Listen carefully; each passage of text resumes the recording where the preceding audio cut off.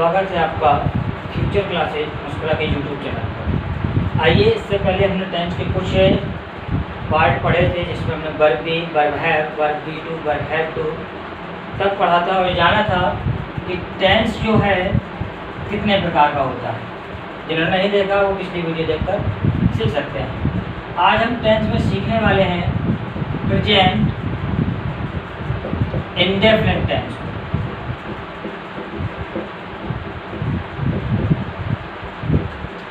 देखिए दोस्तों, आज तक हम पढ़ते आ रहे हैं कि प्रेजेंट इंडेफिनिट टेंस अर्थात वर्तमान अनिश्चित काल, इसी को बोलते हैं हम वर्तमान अनिश्चित काल।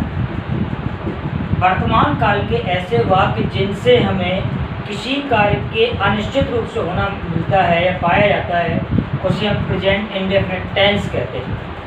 दोस्तों, प्रेजेंट इंडेफिनिट टेंस साधारणतः 4 प्रकार का होता है। साधारणतः 4 प्रकार का होता है। पहला बोलते हैं दोस्तों हम सिंपल, दूसरा बोलते हैं हम नेगेटिव, तीसरा बोलते हैं हम इंट्रोगेटिव और चौथा होता है दोस्तों interrogative negative.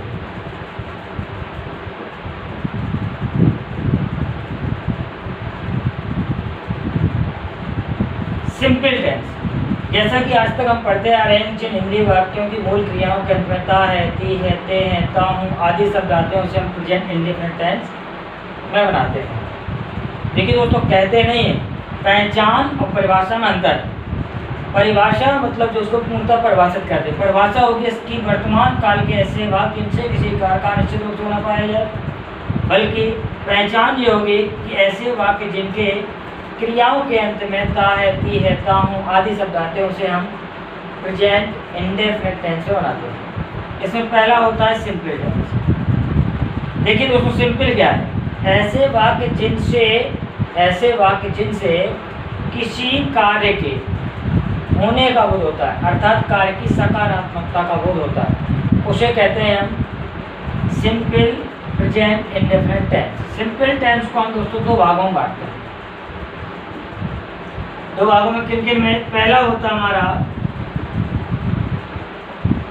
Without helping verb tense और दूसरा होता है हमारा विद हेल्पिंग वर्ब।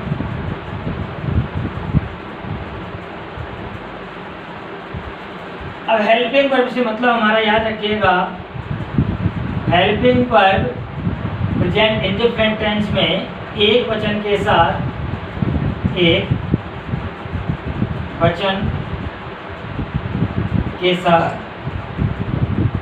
जाती है तथा बहुवचन के साथ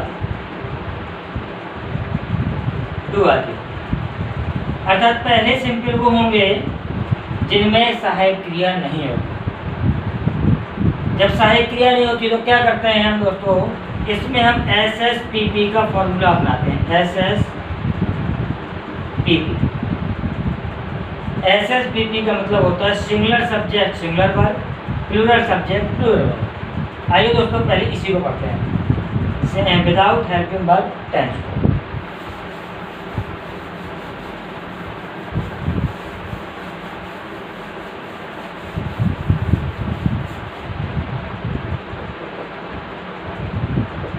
विदाउट हेल्पिंग वर्ब टेंस वर्तमान अनिश्चित काल के ऐसे वाक्य जिनमें सहायक क्रिया का प्रयोग नहीं होता है उसे कहते हैं हम विदाउट हेल्पिंग वर्ब टेंस। अगर इसमें सहायक क्रिया नहीं होगी तो फिर क्या होता है? तब इसमें हम सिंगुलर सब्जेक्ट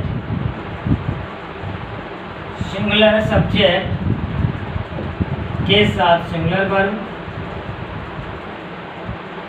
और प्लूरल सब्जेक्ट के साथ प्लूरल वर्ब का प्रयोग करते हैं।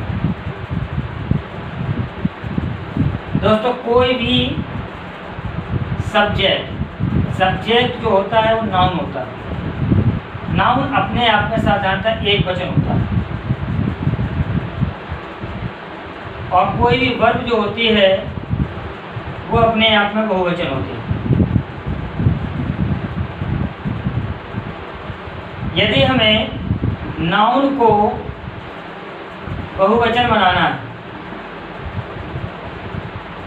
बहुवचन बनाना तो हम इसमें एस या ई एस जोड़ देते हैं, ऐसे ई एस जोड़ देते हैं। और यदि हमें वर्ब को एक वचन बनाना है, वर्ब को एक वचन, तब भी हम इसमें एस या ई एस जोड़ देते हैं। याद रखना, यदि हम नाउन में एस या ई एस जोड़ेंगे तो वह बहुवचन बनेगा, और यदि वर्ब में हम एस या ई एस जोड़ेंगे तो वह एक वचन बनेगा, ये याद रखना। अब आते हैं आगे। हमने कहा विदाउट हेल्पिंग वर्ब टेंस में हम फॉर्मूला अपनाते हैं SSPP का। अब विदाउट हेल्पिंग वर्ब को हम कितने प्रकार से बना सकते हैं, कितने भागों में बांटते हैं, तो देखिए विदाउट हेल्पिंग वर्ब कितने भागों में बटेगा दोस्तों। पहला होता है अफर्मेटिव, अफर्मेटिव टेंस। दूसरा होता है डेयर एबल,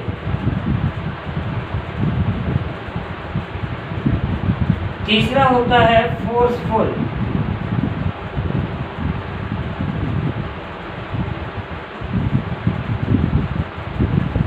चौथा होता है हैबिचुअल,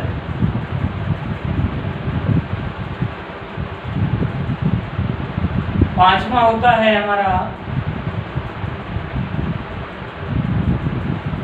डीप फोर्सफुल,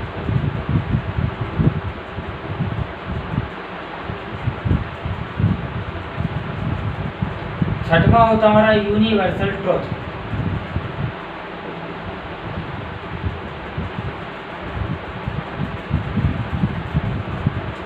सातवां होता है दोस्तों डेफिनेट फ्यूचर,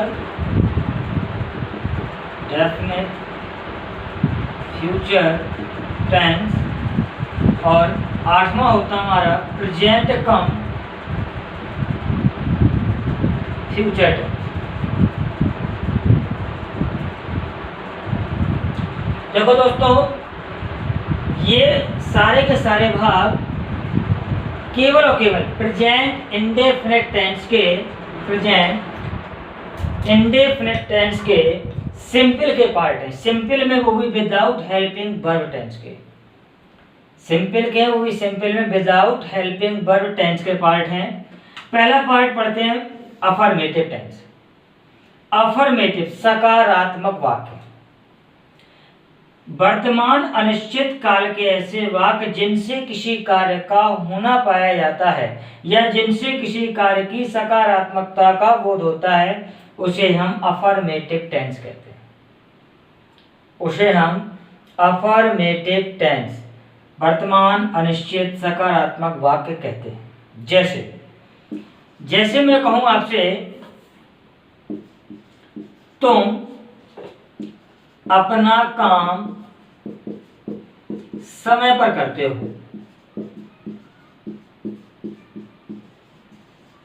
मैंने कहा तुम अपना काम समय पर करते हो। किसी भी टेंस को बनाने के लिए सबसे पहले हम उसमें यह देखते हैं कि इस वाक्य में क्रिया है या नहीं।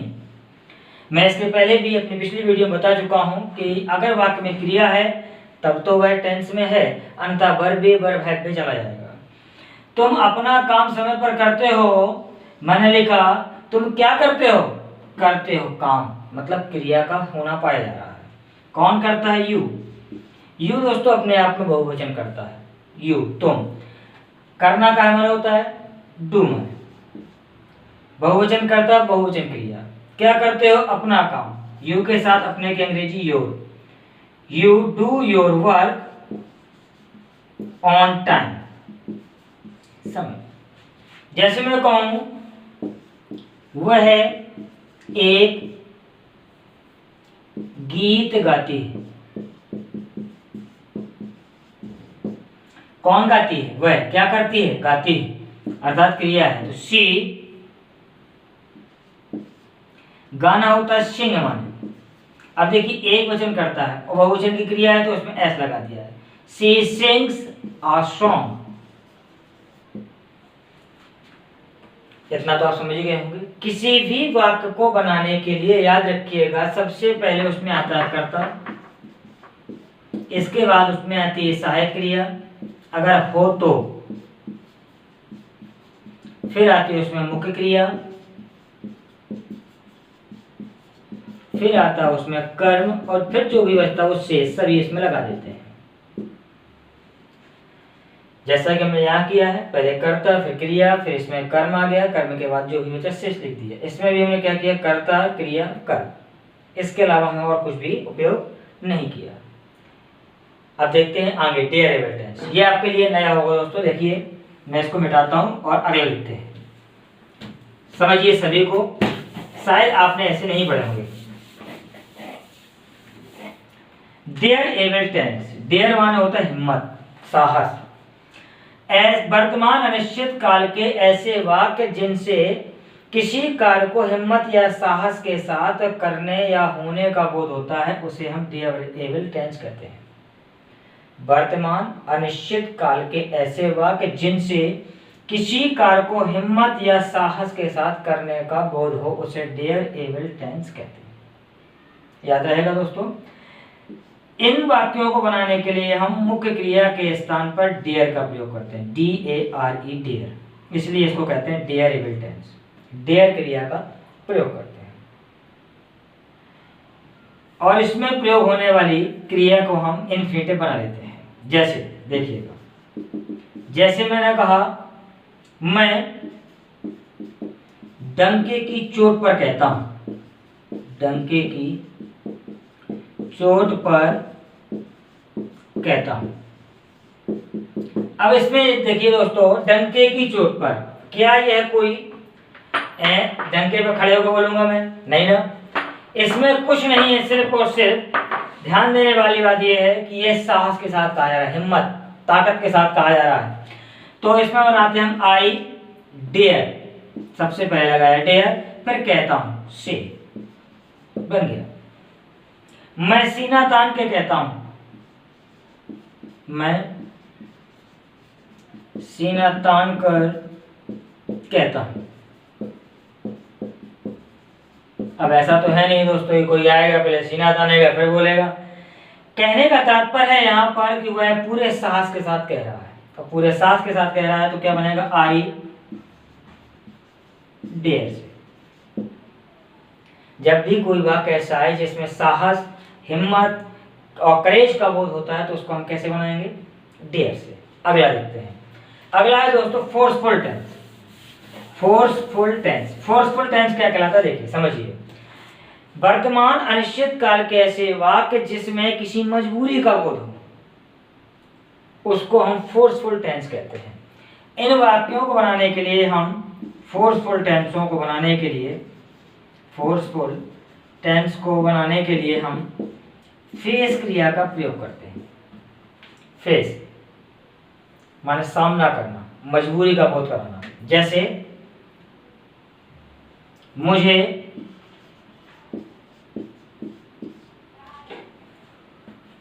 यह कार्य करना पड़ता है, मुझे यह कार्य करना पड़ता है। इन वाक्यों को याद रखना दोस्तों, हम has to, have to, had to की मदद से ही बनाते हैं।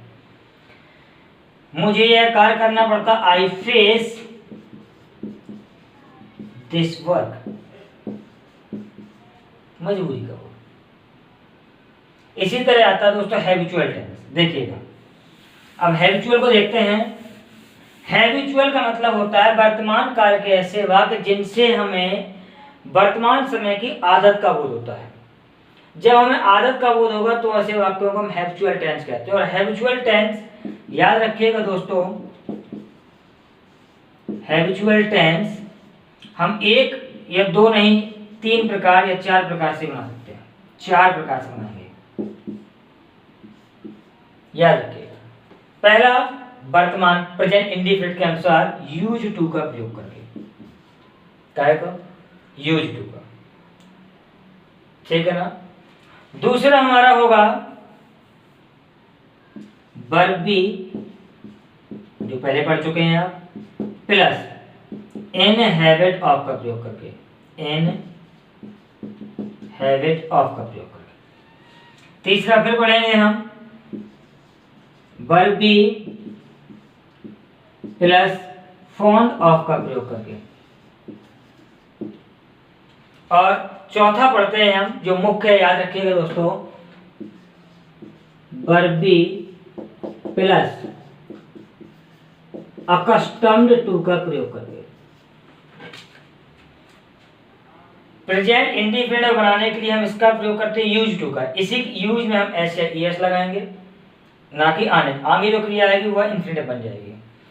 इन क्रियाओं में जब भी हम वर्ब बी के साथ किसी भी क्रिया का प्रयोग करते हैं, याद रखिएगा, verb be in habit of और वर्ब बी फाउंड ऑफ में हम मुख्य क्रिया की आईएनजी फॉर्म का प्रयोग करते हैं, और अकस्टम्ड टू के बाद हम क्रिया की फर्स्ट फॉर्म का प्रयोग करते हैं।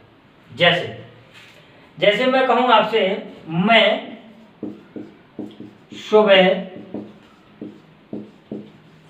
टहलने जाया करता हूं। यहां देखिए मेरी आदत का बोध हो रहा है। मैं सुबह टहलने जाता हूं, ये मेरी आदत है, that's my habit. I use to walk at morning, या I use to go for walking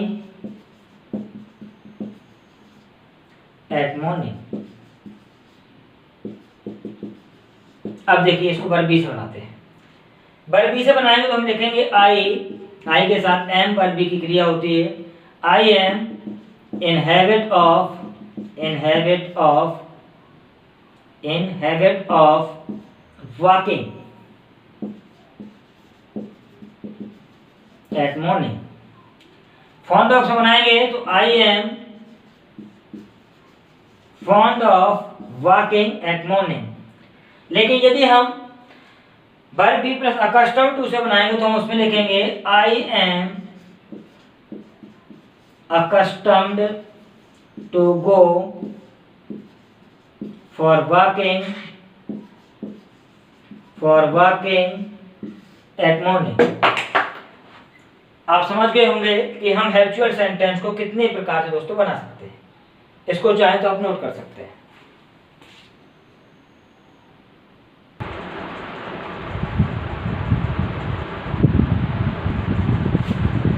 I am accustomed to go for walking at morning। अब अगला देखते हैं।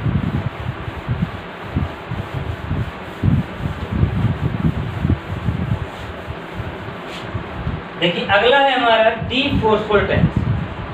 यह वर्तमान अनिश्चित काल का ऐसा वाक्य होता है जिसमें किसी व्यक्ति के सहन शक्ति, पीड़ा या कष्ट का अनुभव होता है। जैसे, और इसको बनाने के लिए हम याद रखिएगा सफर क्रिया का प्रयोग करते हैं, SUFFER।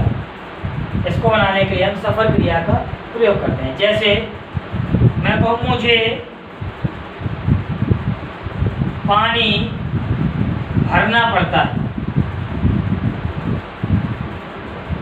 मुझे पानी भरना पड़ता है। आई सफर टू फिल वाटर। हम यहाँ फेस का ही प्रयोग कर सकते हैं। ये दोनों एक दूसरे से इंटर कंबाइंड है, फोर्सफुल और डी फोर्सफुल। अगर केवल मजबूरी का बोध होगा तो फेस का प्रयोग कर सकते हैं, उसका पीड़ा का बोध भी हो रहा है तो डी फोर्सफुल। इसके बाद आता है दोस्तों हमारा यूनिवर्सल ट्रुथ टेंस। देखिए वर्तमान अनिश्चित काल में कई वाक्य ऐसे आ जाते हैं जो हमेशा सत्य रहने वाले होते हैं। ऐसे वाक्य जिनसे सत्य घटना का बोध होगा वह हमेशा यूनिवर्सल ट्रुथ टेंस कहलाते हैं। जैसे सूर्य पूर्व से निकलता है,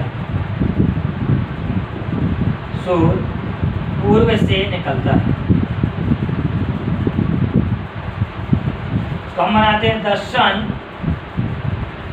राइजेज इन द ईस्ट। यहाँ पर से की अंग्रेजी फॉर्म नहीं आती क्योंकि सूर्य तो अपने स्थान पर पृथ्वी घूमती है, इसलिए में पूर्व में निकलता है, ना कि पूर्व से। तो क्या कहलाएगा ये यूनिवर्सल ट्रुथ टेंस। इसके बाद आते हैं दोस्तों और देखते हैं सबसे महत्वपूर्ण टेंस, डेफिनेट फ्यूचर टेंस। क्या कभी आपने सोचा है कि हम भविष्य काल के वाक्य को प्रेजेंट में बनाए, वर्तमान में बनाए? बिल्कुल सही। अगर भविष्य काल में कोई ऐसा वाक्य है, कोई ऐसी घटना होने जा रही है जिसका परिणाम हमें अभी वर्तमान समय प्राप्त हुआ है और वह निश्चित है, अर्थात भविष्य काल में होने वाली किसी निश्चित कार्य या घटना की जानकारी यदि हमें वर्तमान में प्राप्त हो जाए तो हम ऐसे वाक्यों को डेफिनेट फ्यूचर टेंस कहते हैं। इन वाक्यों को बनाने के लिए हम SSPP फॉर्मूले का ही प्रयोग करते हैं। SSPP जो मैंने पहले बताया, जैसे विद्यालय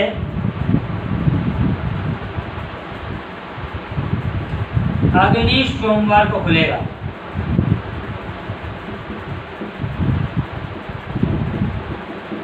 जैसे दोस्तों आप स्कूल गए, स्कूल में छुट्टियां बोल गई, सोमवार को स्कूल खुलेगा। अब ऐसा तो नहीं कि बीच में खुल जाए, एक निश्चित हो गया, निश्चित घटना है कि अब जो अगला काम होगा वो सोमवार को होगा, लेकिन उसकी जानकारी कब मिल गई हमें? आज। और जब हमें आज उसकी जानकारी मिल गई तो हम इसको बनाते हैं present. School reopens on next Monday. School reopens on next Monday, अगले सोमवार को खुलेगा। जैसे उनके प्रधानमंत्री जी 4 तारीख को अमेरिका जाएंगे तो निश्चित हो गया उनका पहले से मालूम, प्रधानमंत्री goes to America on 4th dated. इसके बाद आता है प्रेजेंट कम फ्यूचर टेंस। याद रखिए, प्रेजेंट कम फ्यूचर टेंस ये वर्तमान अनिश्चित काल का एक ऐसा वाक्य होता है जिसमें किसी कार्य या घटना की जानकारी भविष्य काल में होने की पाई जा रही है, लेकिन उसकी शर्त वर्तमान में निहित। तो जो शर्त उसकी वर्तमान में निहित होगी वह शर्त हमेशा प्रेजेंट इंडेफिनिट टेंस में बनेगी। याद होगा आपको नेताजी सुभाष चंद्र बोस का एक श्लोक, एक डायलॉग याद होगा, तुम मुझे खून दो मैं तुम्हें आज़ादी दूंगा। तुम मुझे खून दो मैं तुम्हें आज़ादी दूंगा। देखो दोस्तों, तुम मुझे खून दो ये शर्त है, तब मैं तुम्हें आज़ादी दूंगा। शर्त बनेगी प्रेजेंट इंडेफिनिट में, हो जाएगा future indefinite. You give me sacrifices, खून का मतलब ब्लड नहीं है, आहुति बलिदान दो। सैक्रिफाइसेस, तुम मुझे खून दो मैं तुम्हें आज़ादी दूंगा। आई विल या आई शैल गिव यू फ्रीडम। ये थोड़ी है कि हम खून की बोतलें ला के देते हैं और गांधी जी के सुभाष चंद्र बोस कहते लाओ मैं भाई दे रहा हूँ, नहीं ना। खून का अर्थ है आपस बलिदान, तुम मुझे बलिदान दो मैं तुम्हें आज़ादी दूंगा। You give me sacrifices I shell give you freedom. दोस्तों इस तरह से ये हमारा विदाउट हेल्पिंग वर्ब टेंस पूरा होगा। इसके बाद हम आते हैं प्रेजेंट इंडेफिनिट के सिंपल के विद हेल्पिंग वर्ब टेंस। आज हमें इसको पूरा करना है। देखिए फिर आते हैं with helping verb tense. With helping verb tense अर्थात वर्तमान अनिश्चित काल के ऐसे साधारण वाक्य जिसमें सहायक क्रिया का प्रयोग होता है उसे हम विद हेल्पिंग वर्ब टेंस करते हैं। हमने हमेशा पढ़ा है कि वर्तमान अनिश्चित काल के वाक्यों में हम किसी भी सहायक क्रिया का प्रयोग नहीं करते हैं, बल्कि एक वचनकर्ता के साथ ऐसे, बहुवचनकर्ता के साथ ऐसे एस लगा देते हैं। एक वचनकर्ता के साथ ऐसे ही एस, बहुवचन के साथ कुछ नहीं लगाते। ये हमने हमेशा पढ़ा है। ऐसे एस क्यों लगाते हैं मैं आपको बता चुका हूँ, उसका सीधा सा फंडा SSPP। लेकिन वर्तमान अनिश्चित काल की कुछ ऐसे भी साधारण वाक्य होते हैं, प्रेजेंट इंडेफिनिट के कुछ ऐसे ही वाक्य होते हैं जिसमें हम सहायक क्रिया का प्रयोग करते हैं। याद रखिएगा दोस्तों, यदि वर्तमान अनिश्चित काल के वाक्य में तो अथवा तो डॉट डॉट ना जैसे शब्द लग जाएं, अर्थात उसमें किसी कार्य को करने के लिए दबाव डाला जाए, प्रेशर का बोध हो, तो हम एक वचनकर्ता के साथ डज और बहुवचनकर्ता के साथ टू लगाते हैं। जैसे मैं पढ़ता तो हूँ, मैं पढ़ता तो हूँ, मैं प्रेशर डाल रहा हूँ। मुझसे किसी ने कहा तुम पढ़ते हो, मैं पढ़ता तो हूँ, प्रेशर के साथ बोला मैं। I do read. वह खाना खाती तो है ना। संदेह दबाव के साथ संदेह उत्पन्न करना। She does eat food, she does eat food. इस तरह से ये हमारा सिंपल टेंस पूरा हो। ध्यान रखें। अब सिंपल के बाद आता है नेगेटिव। नेगेटिव नेगेटिव टेंस में हम एक वचन कर्ता के साथ, एक वचन के साथ डज नॉट और बहुवचन के साथ, बहुवचन के साथ डू नॉट का प्रयोग कर्ता के बाद क्रिया से पहले। जैसे वह घर नहीं जा रही है, जा रही है, मतलब वह घर नहीं जाती है कि she does not go to house. अच्छा, एक कंफ्यूजन होता है दोस्तों, याद रखना, होम से पहले हम कभी भी टू का प्रयोग नहीं करते, जबकि हाउस के पहले हम टू का प्रयोग करते हैं, क्योंकि होम का मतलब घर, ऐसा घर जहाँ कोई रहता हो, और जहाँ कोई रहता है, परिवार रहता है, उस घर की ओर हम इंट्रोड्यूस नहीं करते। लेकिन कोई भी आवास जिसमें कोई रहता नहीं है वो कहलाता खाली मकान, उसको हम इशारा करके बताते हैं भाई मकान चाहिए। तो जहाँ भी इंट्रोड्यूस कराते हैं हम, जहाँ भी इंडिकेट करते हैं वहाँ टू का प्रयोग करते हैं, तो जहाँ इंडिकेट नहीं कर सकते उसके पहले टू का प्रयोग नहीं करते। इसलिए होम के पहले हम कभी भी टू का प्रयोग नहीं करते। जैसे मैं कहूँगी क्रिकेट नहीं खेलते, वे they do not play cricket. समझ गए होंगे आप। अब आते हैं इसके अगले।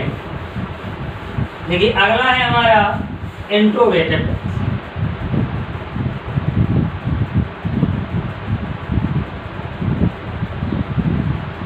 इंट्रोगेटिव टेंस, इंट्रोगेटिव टेंस वे टेंस कहलाते हैं दोस्तों जिनमें हम प्रश्न पूछने का कार्य करते हैं, अर्थात ऐसे वाक्य जिनसे प्रश्न पूछने का कार्य हो उसे हम इंट्रोगेटिव टेंस कहते हैं।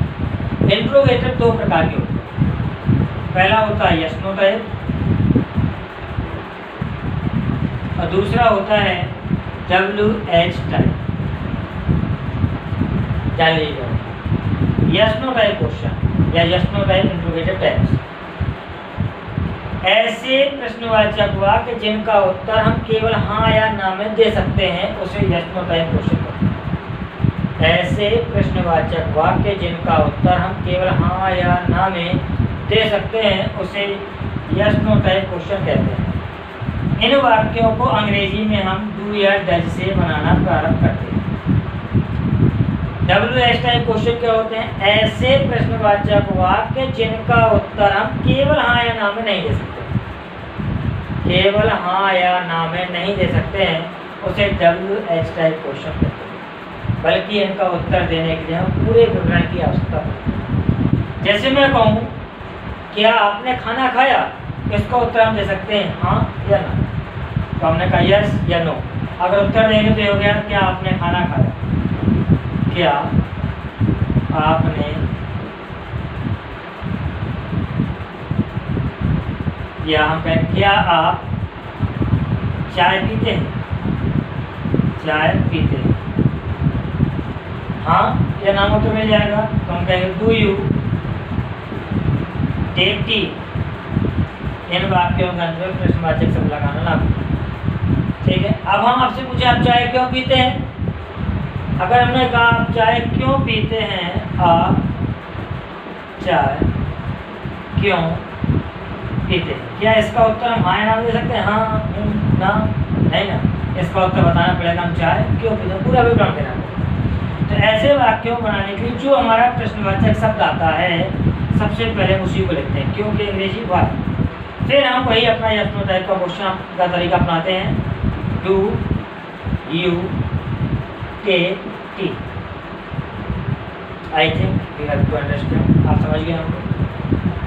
इसके बाद आता है दोस्तों हमारा इंट्रोगेटिव नेगेटिव टेंस।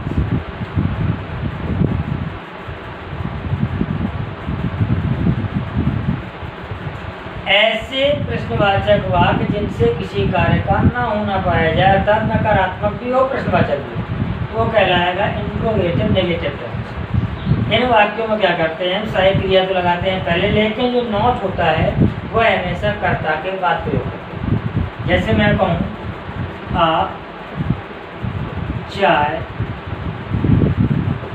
क्यों नहीं पीते, नहीं भी है, क्वेश्चन वर्ड भी, तो why do you not take T.